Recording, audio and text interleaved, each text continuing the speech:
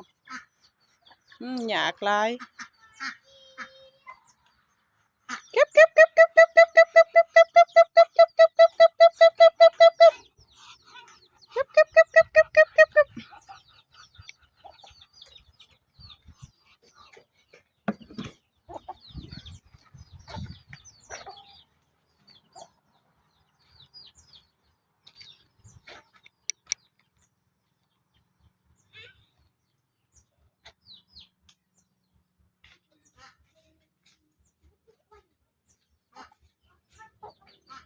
เด็กหน่อยข้างบ้านนะพี่น้อง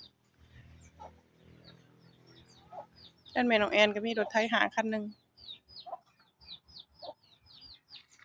ไปธรรมศาสตร์ยามค่ำให้พี่น้องเบิ่งฝากกดไลค์กดแชร์กดติดตามเพื่อเป็นกำลังใจให้แม่น้องแอนเฮ็ดคลิปต่อไปนี่เด้อพี่น้องจังได๋ก็ผิดพลาดประการใดก็ขอโทษขออภัยนำพี่น้องหลายๆเด้อแม่น้องแอนกำลังเฮ็ดคลิปใหม่พี่น้องก็ยังบ่ทันได้เป็นปานใดก็สิมาถ่ายธรรมศาสตร์บ้านเมืองให้พี่ให้น้องเบิ่งเนาะ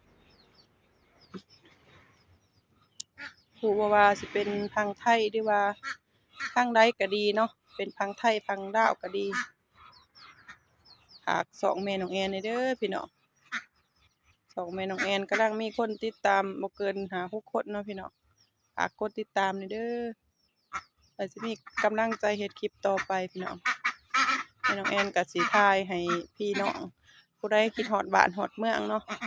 แม่น้องแอนไปหาอยู่หากินบ่อยู่แคมป์ห้วยแคมป์ฮ้อแม่น้องแอนก็สิถ่ายให้พี่น้องไปเบิ่งเรื่อยๆเนาะตอนนี้ก็สิไปอันนั้นก่อนพี่น้องไปเบิ่งปูปลาก่อนเนาะใบใหม่แล้วบ่จักบ๊ายบายเด้อพี่น้อง